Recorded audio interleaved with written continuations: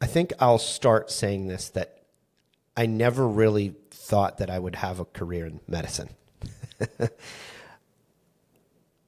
I think all kids, when they're born, obviously go through several different things where they say, "Oh, I want to be that when I grow up," or "I want to be that when I grow up," and some people act upon that and they actually do what they wanted to do as a kid. But I think a lot of people don't, and that changes as you gain experience as life goes on. For me, growing up, I came from a military household as a child, and I lived in Virginia Beach. My dad was in the Navy, and one of the first things that I wanted to be was an airplane pilot because we had all of the jets flying in all the time, and I just thought that was the coolest thing to be able to be like fly like a bird. I want to get up in there. And Top Gun had come out because this is in the late 80s, early 90s. And it was just really cool. And we lived on Oceana, right beside Oceana Naval Base in Virginia Beach. And that's where they flew the F-14s out of. So I just thought that was the coolest thing. So for the longest time, I wanted to be a pilot, a fighter pilot at that. Not like I want to fly a commercial airline or anything. I want to fly one of those F-14s. Like that was the coolest thing. But like anything, if you remove it from your life, you forget about it. Or it tends to not take as much precedence, or the awe isn't there because it's not in your presence anymore. And we moved away from Virginia Beach into Western Maryland. Now, I should preface too, I did grow up going, my dad was an x-ray tech. So I did grow up in a clinic, in a kind of a hospital setting. I used to go with him at the clinic that he worked at, and I remember going into like the dark room to help him develop film from x-rays. And he would kind of show me how it was. And you go through the I thought the little spinny door was cool. You'd get in it and you'd spin it around and it would take you in the dark room. We'd go and develop the film. Because this is before everything was digitized with x-rays. So this is back when you had to process the film, stick it through the developer, and then they'd pull it out and then they'd throw it up on the board and then they'd look at the x-ray that way. And then everybody would have hard copy records of x-rays. So I remember the record room, it would have these racks and racks and racks of files that were just x-rays and had like a hand crank thing, and it would move the shelves down just so you could get, and everything was alphabetized. And so that's kind of what I grew up in, that setting. So when we moved from Virginia, when my dad finally got out of the Navy, he still worked in a hospital setting, but it wasn't something that I really put emphasis on. Fast forward then to kind of my teenager years and like early high school, I didn't want to be a pilot anymore. I moved more into thinking of like, what is it that you really want to do? What is practical? Because being a pilot at that point may have not been the most practical thing. And, I had been removed from it being in my life for a period of time at that point. So now it's, okay, there's some other interests, and, your life changes. The people in your life change. Relationships between you and other people change. And that does influence your decision. So I started to think about what I really enjoyed, and could I do that as a career? And for me, that was cooking. So from, I want to say like 7th grade onward, my eggs were put into the culinary basket and I devoted a lot of my time, effort to cooking, not just specifically cooking at first, but when I got to high school, I got into baking. I went to Vo-Tech in high school. So I spent half my time in like regular classes, and the other half was in the culinary arts program at the Vo-Tech that I went to. And I remember my first year there. When it's your first year in the program, like you go through every station. And the way this program was set up, it was like you learn front of the house operations, you learn back of the house, and then you learn like everybody's got to go through, be the dishwasher. Like literally, it's like a rite of passage. First year especially, like and they did it in like three-month segments. So like if you were dishwasher for 3 months, during your time over there. So half the day you spent washing dishes, but everybody had to do it, me included. Okay. Because you need to learn, you need to experience it. And then you develop a respect for that person that does that job, because it is crucial. You don't have clean dishes, you can't run front of the house operation. And if you can't run the front of the house operation, the back of the house can't get the food out. And the end of the day, your whole industry collapses. So you have to learn these things. And I remember very early on, I was probably about 6 months in, And the guy that ran the program came to me and he says, you know, Josh, you look like you have a really big interest of like here. And people that get put in the culinary program, a very, very, very small amount of people actually want to be there. Everybody else is usually like, was like a bad kid, or they actually had a group of kids that were like special needs where they were trying to teach them life skills to be able to go out because that would be a job that they could perform. Okay. And so we had some of those. They weren't involved directly with us. They were kind of like a sister program next door, but they were there as well.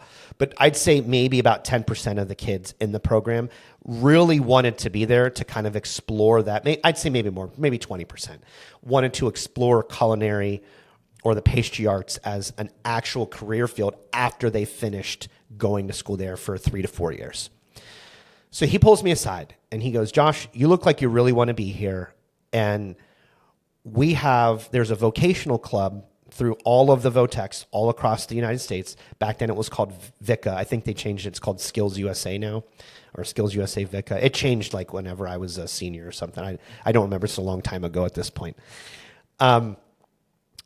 But he's like, I noticed you have an interest in baking. And I did. I really liked the bakery. I'd spent a couple weeks over there at this point in time, very interested in it. And he's like, listen, we have an opening for somebody to do competitions for baking for us here. I went to another guy that I thought would be interested in it, and he didn't want to do it. So you're like, I wanted to ask you to see if that'd be something you're into. And I was like, yeah, let's do it. So I started going on like this. I was kind of I wouldn't say pulled out of class. I still had to do all the core stuff.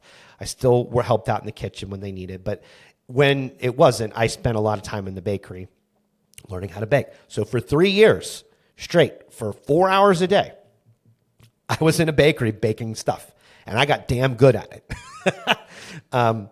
First year I went to a competition. I won regionals. I came in first, and I went to state competition in Pennsylvania for commercial baking. I came in fourth, first year ever. This is my sophomore year in high school. Okay. Went back my 11th grade year, and I was like, I'm going to clean house, and I'm going to get to states again. I'm going to win states, because I was, very motivated. Burnt my hand. They disqualified me in regionals, so I didn't get to go any further. So senior year comes around. I got to get my redemption arc, from being disqualified the previous year. I won regionals again, and I went to states that year. And the reason I'm telling this story about the origin is because this sole event that happened, what I'm about to tell you, was my fork in the road. I believe there's forks in the road that everybody experiences in their life, that if you go back and think about it, it could have went one direction or it could have went another. And you will end up in a different spot depending on which decision you made at this fork in the road. And this was a fork in the road event for my life. You don't really realize it at the time, but as it goes on, you realize that was a very impactful event. So I go to states that year, and I do what's asked of me at the competition, and I end up placing in third. And I was kind of angry because I knew I should have won that competition. I put so much effort into the products that I put out, and my products were, in my opinion, the best when I compared them to everybody else. Here's what ended up happening. I got the judge sheet at the end. I lost by 2 points. I came in third because of 2 points, but I came in third because they docked me 5 points. So had I not been docked 5 points, I would have won by 3 points. Okay? The reason they docked me was because somebody said I tasted the icing off of a spoon but didn't wash my hands. I didn't put my fingers in my mouth. It was off of a utensil, right? So I don't know why you would have to wash your hands because nothing touched my mouth, right? It was off of a spoon. That's the whole reason why you would do that. Well, apparently somebody didn't like that. There was a judge, and they docked me 5 points for safety. That sole event sort of was the catalyst of pushing me down a road that I didn't particularly think that I was going to end up in. I came in third, And I got a scholarship to the Culinary Institute of America. I got a scholarship to Johnson and Wales. I got a scholarship, I believe, it was like Pittsburgh Culinary, I think, at the time. And it came time after I graduated to pick, like, are you going to go to culinary school? And I, at that point in time, had my plans on going to either Johnson and Wales or the Culinary Institute of America. So I applied to both. I got into both. And it came time, like, hey, you're going to go tour and are you going to start classes? Are you going to enroll for this? Because they had already accepted me as being somebody that would go there. And I had like kind of a long thought process of, and at the time I was working for a catering company as well. And I was starting to really get like a taste of how the industry was outside of the realm that I was in, which was a very controlled environment. And now it was, hey, you're in an environment where this is the real stuff. This is what you're going to be doing every single day. And I didn't like it. I mean, and I respect chefs a lot because their work environment is very hard. Read the book Kitchen Confidential by Anthony Bourdain.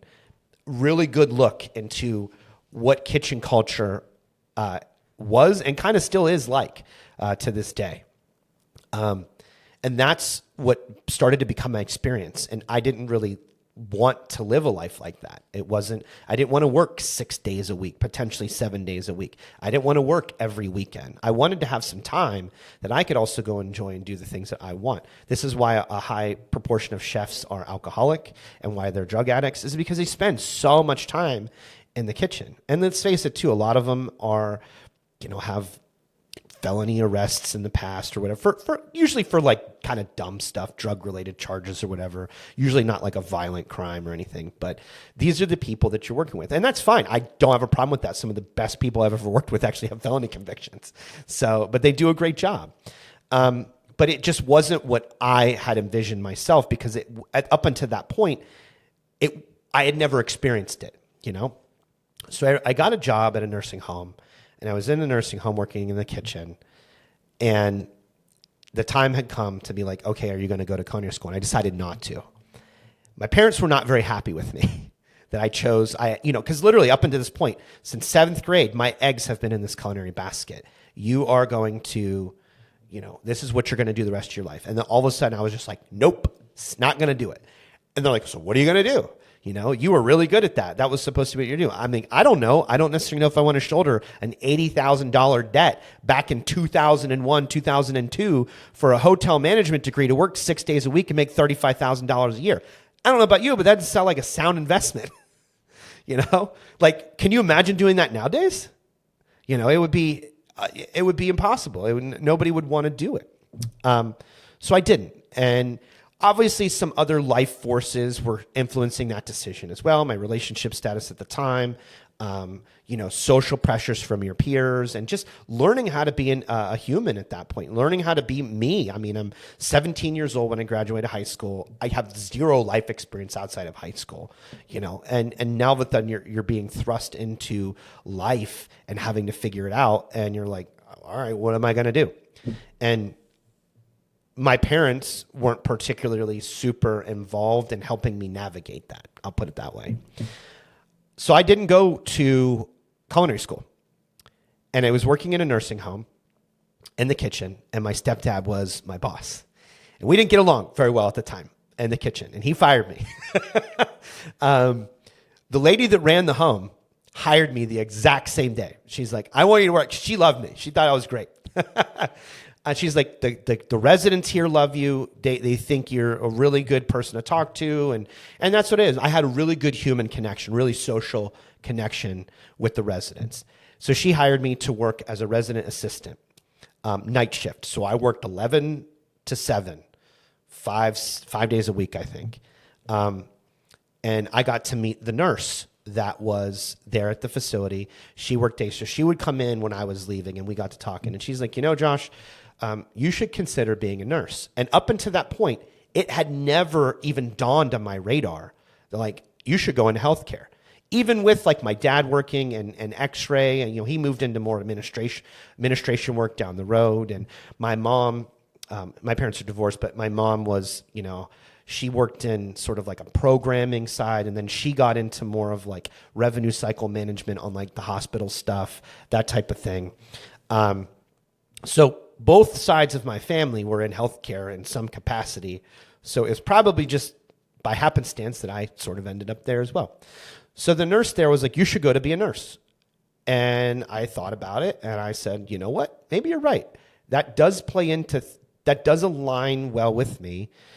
They do get compensated for the work that they put in. They work a lot, but the compensation was a lot more than, let's say, like $35,000 a year, even back then. And then two, it had more upward mobility to go beyond just what that was, or beyond like what a chef would be at the time. Okay. So I decided to go to nursing school. So I apply to nursing school. I get into pre-nursing. A year after I graduate high school, I start pre-nursing program. Complete that. I do 1 full year. And I didn't do the greatest. I mean, what did George Bush say? A and B students, or you can be, put a man on the moon or whatever. And B students, you can run successful businesses. And if you get C's, you too can be president. So I was like A, B, and C. I kind of was across the board. And it really just, how much did that subject interest me? If it was something I was interested in, I got an A in it. If it was really kind of not something I was interested in, I probably didn't do that well. The other thing too is I think it's hard for kids that are young to really start to focus on academics at that when there's a lot of other social pressures coming on, because you have to navigate that as well. And it's really hard to like prioritize school versus social aspects. And everybody has different degrees of importance on how they process that, so to speak. I passed all of the classes except for one. Still haunts me to this day. I had a 1-credit math class. 1 credit. It was 45 minutes, 1 day a week. And it was always on a day that like I had nothing else to do and I commuted. So I just was like, you know what? I'm just not going to go to it anymore. And I never dropped it. So I got an F. And it really lowered my GPA because of that. Fast forward, I completed. And that was that year. That was my second semester that year. I didn't qualify for any aid because unless you're 24, you have a dependent, or you're in the military, all of the aid that you qualify for is based off of your parents' income, regardless if you live with them or not. And I got in an argument with my parents because my mom needed to co-sign a loan for me, like a private loan, in order to pay for school because we didn't qualify for anything. Even though I had, I had a brother and a sister and 2 stepsisters. We had a household of 5 kids, 7 people living in there. They made enough to like not qualify for anything for me, for like any assistance, but not enough to where they were able to really help go either. So they had to co-sign a loan. Well, my mom was like, you failed this one class. You're obviously not taking this seriously. We don't think you're going to pay these loans back. I'm not co-signing for you to go anymore. So I had to stop going to college after a whole year. And we got into a big argument, and it led me to being kicked out of my parents' house and trying to go figure it out. So for a couple weeks, I slept on my friend's couch. And I had no idea what I was going to do at that point. At this point in time, I was working as a host at a restaurant, and eventually I transitioned into becoming a waiter there. I lived on my friend's couch in his house with his mom and his brother and his sister for 3 months. Very thankful to them to this day for that. That meant a lot to me and helped me got through that really tough time. So I hope if they're listening to this that they're aware of what that did to me emotionally at the time. Finally got our own place, and I had roommates. And I had roommates for about 2 years. I lived on my own. My relationship with my parents was very strained at the time. Because of that, I felt kind of betrayed. And I had to pay back those student loans. Fast forward 2 years, I'm working as a waiter. I really don't have any direction in my life. And I remember my stepdad reached back out to me real randomly, and he's like, hey, will you come to lunch with me and Andrew? Andrew was the woman that hired me to be that resident assistant, was his boss at the nursing home. He had still worked there, and he was like, hey, why don't you come eat lunch with us, and we'll just chat. And like, I think up to that point, I had maybe had half dozen like talks with my parents in about a 2.5 year time frame. They were not what I would consider somebody I wanted to talk to at that point in my life. I was very bitter, very angry at the situation that had played out. But I went to lunch with them reluctantly, and she basically was like, listen, I need an administrative assistant at the nursing home. We'll pay you an X amount of dollars stagnant wage. You'll get benefits. And my stepdad was like, listen, you can move back in home, and if you're working there and you can start saving some money, you can live with us for free. You don't have to pay rent or anything like that. And I was like, okay. So I moved back in because the intent was to get back into school. So now I had like kind of a process to get back into school. So I did that for about 9 months or so, and it kind of came time up again to be like, okay, you got to get back in school. I had been out of school now, I think, for about 2.5 years. If I didn't apply for this semester to get back in, I would have had to repeat everything and start over again. Okay, which it wouldn't have been the end of the world, but it would have really, if I could have avoided it, I definitely would want to. Herein lies the question again: who's paying for it? So my mom was like, listen, like, we can't help you out either. My dad had filed bankruptcy at the time, like a year or two prior. He couldn't really help out. He used my grandparents to do it. So nobody was available to even help me co-sign a loan. Luckily, living on my own over that time frame, I had to get a small car loan, and I also had to pay those student loans back, and I never missed a payment, okay, that I had the first go around. So I remember, and I had worked full time, for about 9 months at this point, and I had an income. And I remember I'm at the job, and the nurse that was there, who talked me into going to nursing the first time, was still there. And I remember walking into the nursing room, and I had to apply for loans to go to school on my own with no credit-worthy co-borrower. And I remember applying and just being like, I don't know what they're going to say. I don't know what they're going to do. Am I going to qualify for these or not? Because if they said no, I don't know what I would have done. And I remember having the conversation on the phone with the loan lady. And she's like, oh yeah, you're approved for these loans. And it was going to be enough to cover the tuition and then a little bit more each semester. And I'm going to admit this, I cried. It still kind of make me a little choke up a little bit, but because every hard thing I had to put myself through kind of came to that moment. And I obviously got back into school, and I finished, and I graduated, and I became a nurse. Okay, so that's it. But I did it myself. And I didn't do it really with the help that a lot of other people had. I had to put a lot of it in. So when I look back in time, and I say, hey, would you do that all over again? Would you put yourself in like those same situations? If you knew you could have avoided, right? If I go in a time machine and go back, would I tell past Josh, like, don't do this, there's a different way you can do it, blah, blah, blah. Would I do that? And the answer to that is no. I would leave it exactly the same. And this is that I try to teach people now in our clinic, in terms of like getting their health back on track, with working out, with putting effort in. There is very little reward when something's easy, but there's a lot of reward when it's hard, because then you know what you're capable of when you actually have to force yourself to do something that is not comfortable. And you put yourself outside of your comfort zone and outside of your reach, and you got to get to this point in your mind that makes it difficult. That's where I was. And I saw how I felt when I got through it. And that's what I try to preach to other people. As we say in here all the time, nothing in life worth doing is easy. It's always hard. But hard builds character. Hard builds heart. Hard builds resilience. Hard builds success.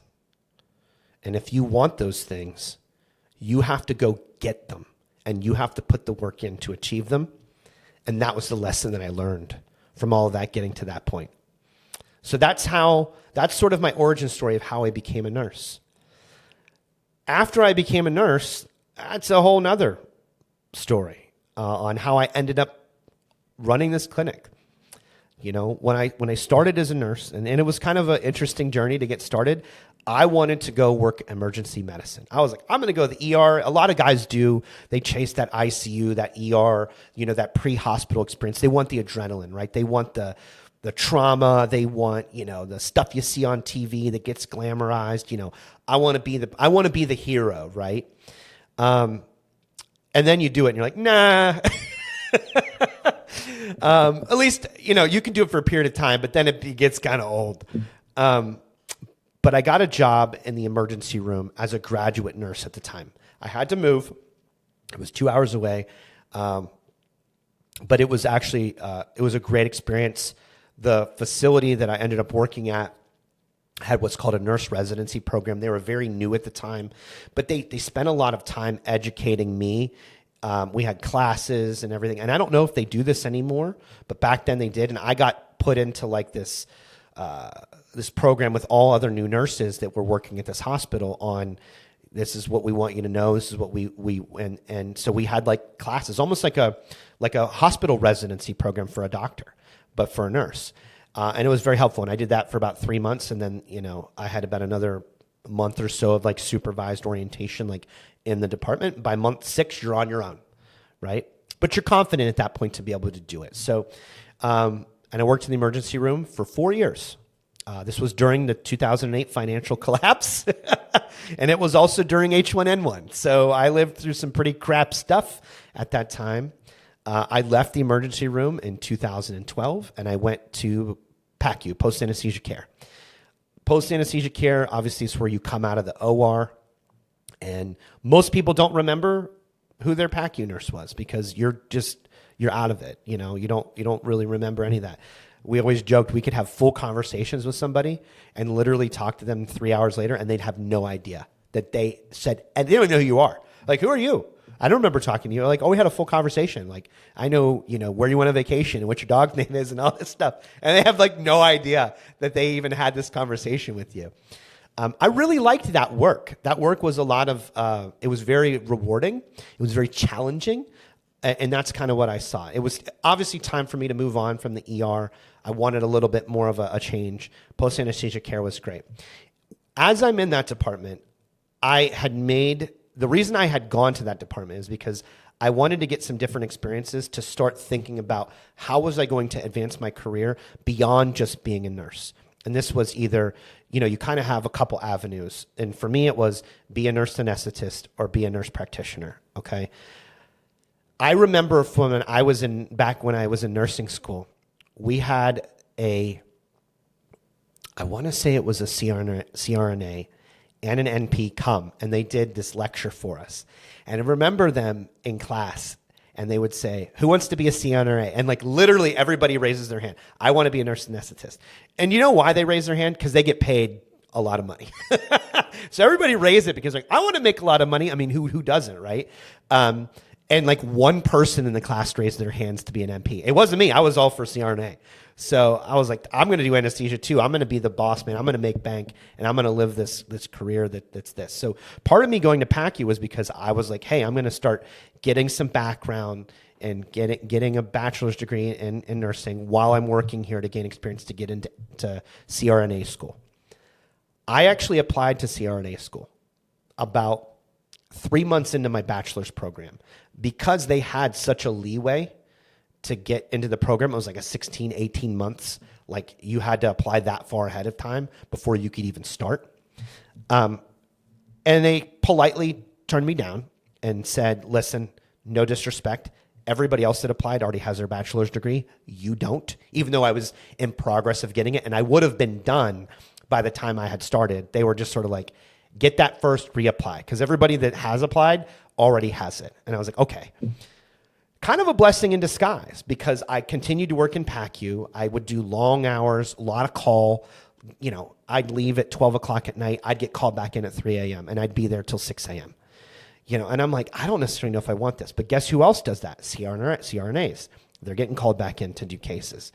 And they get compensated for it. I did too. I got, time and a half. So I wasn't complaining, so to speak. But it's also, you get to a point where like, it's not really worth the money anymore, especially as like, we had kids, life had changed. I didn't really want that whole call lifestyle. The other thing too is working in PACU, it doesn't frame you up to be able to like really participate in any kid activities because you're working pretty much. The earliest we could get out, I think, was like 5:30 in the afternoon, and then all the other shifts ended after that. And as a CRNA, that's kind of when a lot of their stuff ended too. Now, granted, you could wheel and deal a little bit more as a CRNA, and some people only worked like 7 to 3, but they didn't make as much money as like, let's say, the other people would. But again, is the time worth more to you, or is the money worth more to you? So at any rate, the longer I worked in PACU, the more I decided that I did not want to be a CRNA because I just didn't want I was kind of I got over the call, I got over the holidays, I got over the late nights, I got over the early mornings. I was like, I don't really want this. What else could I do? And I thought long and hard. And since I was in the PACU, I interfaced with every surgeon that we had at our facility. So we had general surgery, urology, plastics, ortho, ENT. We had dental guys that come in and did dental work on people that need to be sedated to do that stuff. OBGYN, like some derm stuff.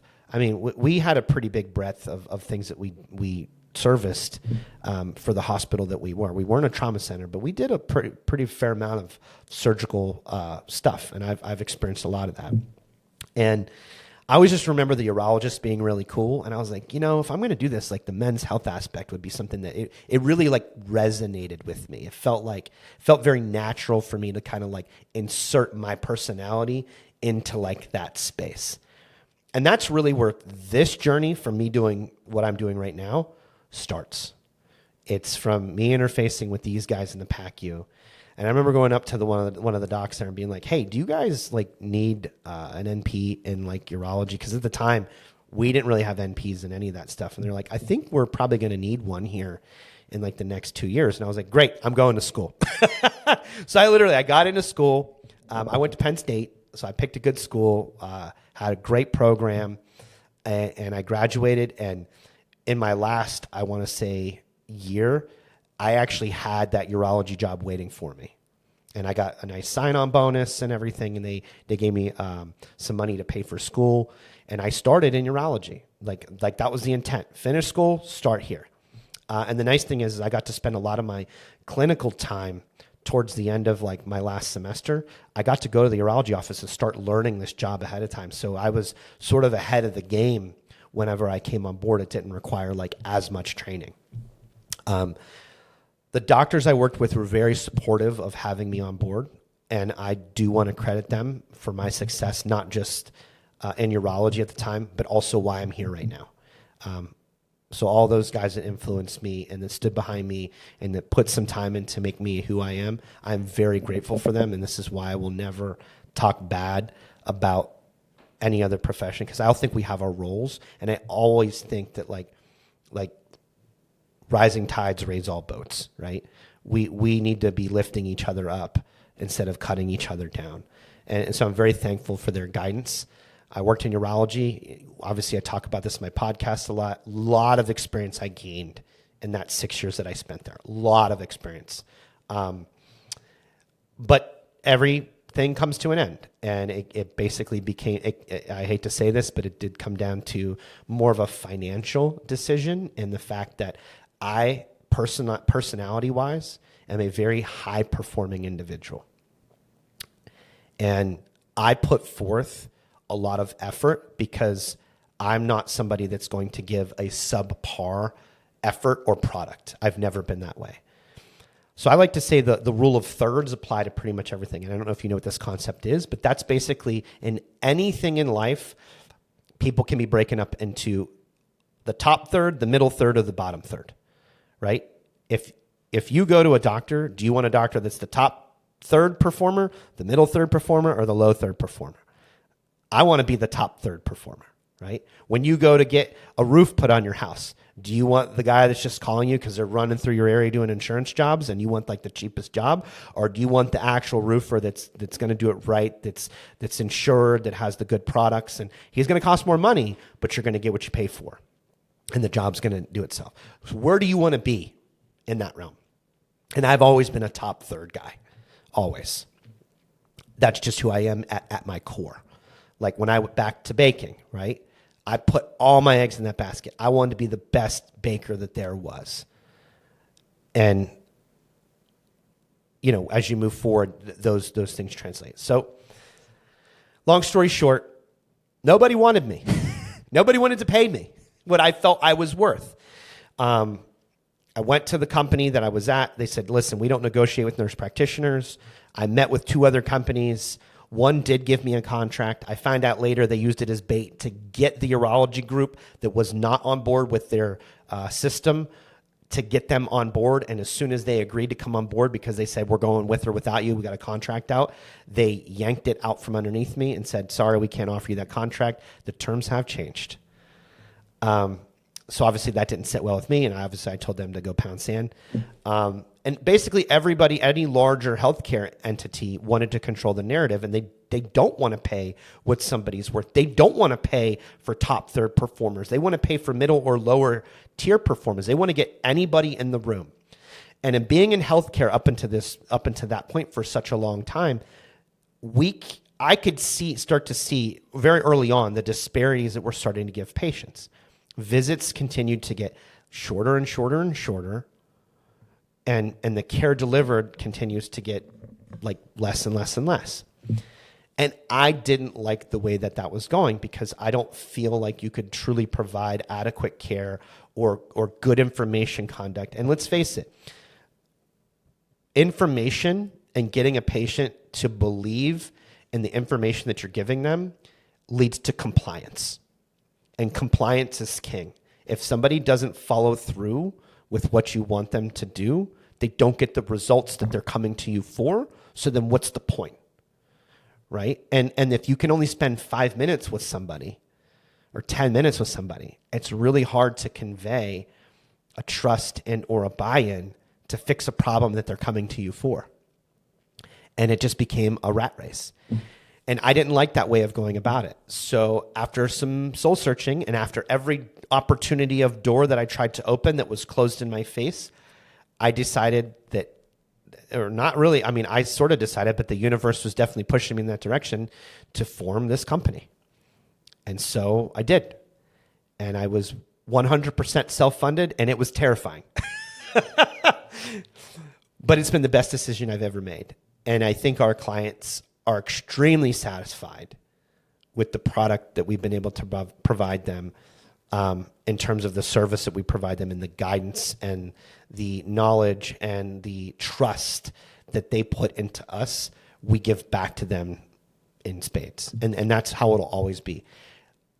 The philosophy of why I created this business was to always put the patient first, and to always give time for the patient to express their concerns, and for us to really discuss it without being dismissive. Hey, I only have 10 minutes. We're going to have to schedule another visit, and you're only going to get 10 minutes in that visit. Everybody at my clinic, you get an hour and a half initial consultation. And that's so we can really nail down not only your health history, but there are things I want you to know. I want you to know what you're getting into. Because the more you understand about what we're getting into, the easier this process becomes. And then every follow-up is an hour. And honestly, most people use their whole hour.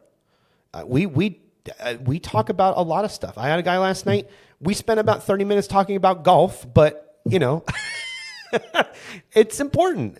You know, that's important to him. And I like to golf too. That's what I have on right now. I golfed in the Bahamas, and it was fantastic. And so we chatted about that. And yeah, it's not why he's here. I mean, obviously, I'm not the golf expert. But what that is a human connection. And that human connection fuels everything that we do beyond that. I want to know these things. I want to know what you like. I want to know what you're into. I want to know how the therapy we're providing you impacts your life. Because at the end of the day, that's why you're here. Your life, your quality of life was not where you wanted it to be. I want to know, are we achieving that quality of life back to where you want it to be? And in order to do that appropriately, we kind of have to have a connection and be on, I have to, I want to know if that's happening. And on top of that, it's enjoyable for you. You don't feel like you're at a doctor's office. You feel like you're just BSing with a friend, at the bar or with a drink or whatever. And that's perfectly fine. That's how it should be. I don't put myself here and the patient here and I'm talking down.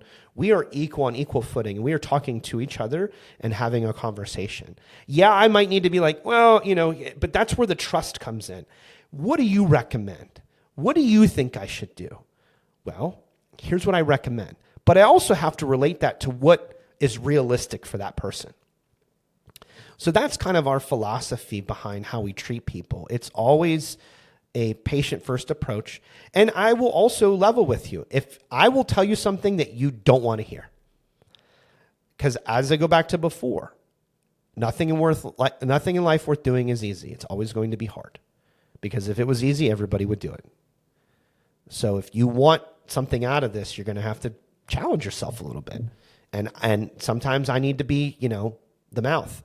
And sometimes I need to be the motivator and the drill sergeant and to get that fire under you. And certainly hormones are going to help provide that base to get us up to that point. But every now and then, like you're standing on the diving board and you're looking down the water and I'm just coming up behind you and going, doot, start swimming, We're not going to let you drown. And we want you to get out there. But then you get out there and you're like, the water's great. And you never would have known until somebody pushed you to do it. And that's why we're here. So that's kind of that's my origin story and kind of our philosophy in a nutshell.